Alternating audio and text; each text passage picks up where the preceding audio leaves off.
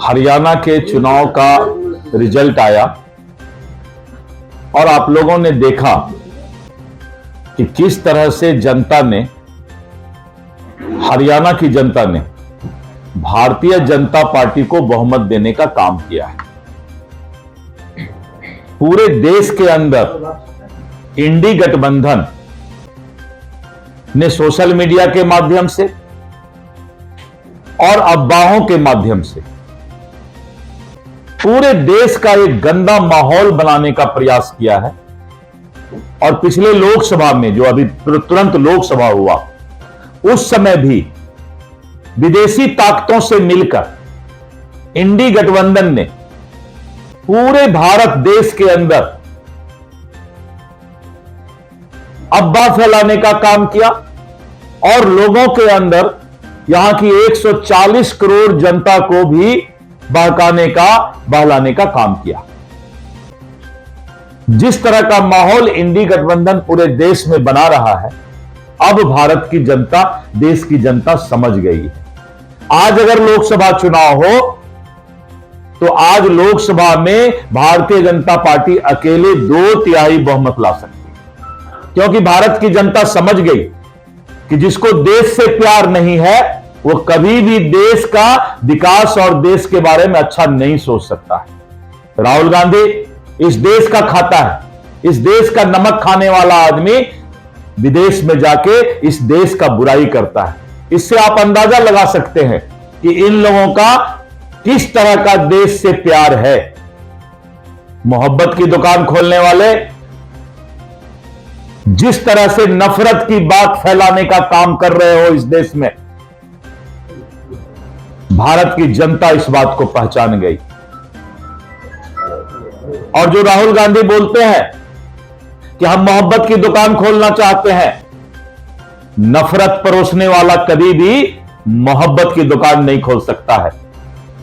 इसलिए मैं कहता हूं, नफरत के नाम पर, न सियासत के नाम पर, नफरत के नाम पर, न सियासत के नाम पर, बीजेपी वोट मांगती है मोहब्बत के नाम पर। हम मोहब्बत के नाम पर देश में वोट मांगते हैं, नफरत नहीं फैलाते, सेकुलर के नाम पर देश को बांटने का प्रयास नहीं करते, वोट बैंक बनाने के लिए जातिवाद नहीं फैलाते।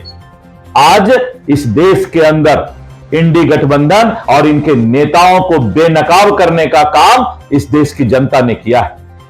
और जिस तरह का बिहार का माहौल लालू यादव जी के राज में था, वो भयावना, वो डरावना दिन आज भी याद आता है।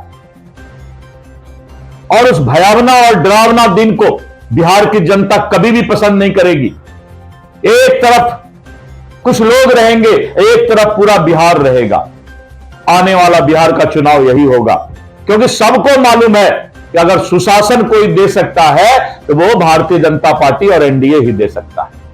इसलिए हरियाणा के चुनाव का जो रिजल्ट आया है, नयाब सिंह सैनी जी को और प्रधानमंत्री नरेंद्र मोदी जी के नेतृत्व को मैं बधाई देता हूं, हृदय से शुभकामना देता हूं।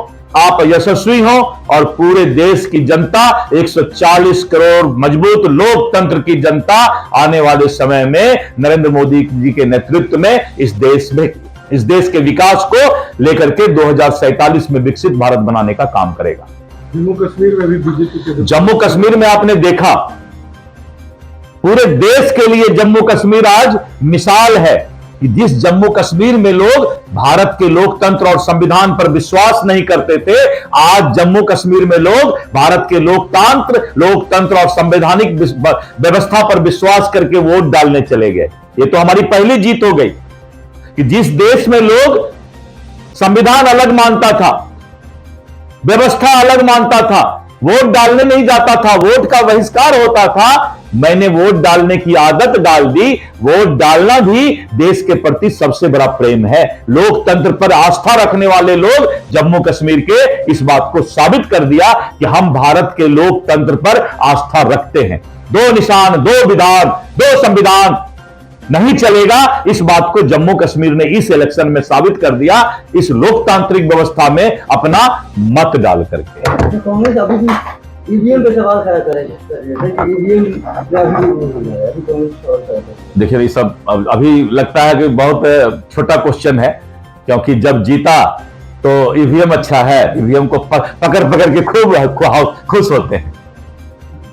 जब रिजल्ट थोड़ा सा अच्छा होता है तो ईवीएम को पकड़ के बोलते हैं ईवीएम तुम तो बहुत अच्छे हो, और थोड़ा सा रिजल्ट खराब होगा तो बेचारे को दोष दे देता है। लेकिन सर जम्मू कश्मीर में चुनाव हुए, ठीक है, चुनाव वहां पे जनता ने, मैंने तो कहा भाई कि सबसे बड़ा, सीटें आपके पास जम्मू से नहीं है, कश्मीर से सीटें नहीं आई। आप हिंदुस्तान के हैं, जी। आप भारत के हैं, इससे बड़ा खुशी की बात क्या हो सकती है कि जिस कश्मीर में 2 निशान 2 विधान चलता था, आज वहां की जनता यहां के लोकतांत्रिक व्यवस्था को अपना आधार मानती है। यह आपकी जीत है, सबसे बड़ी जीत यह है आपकी।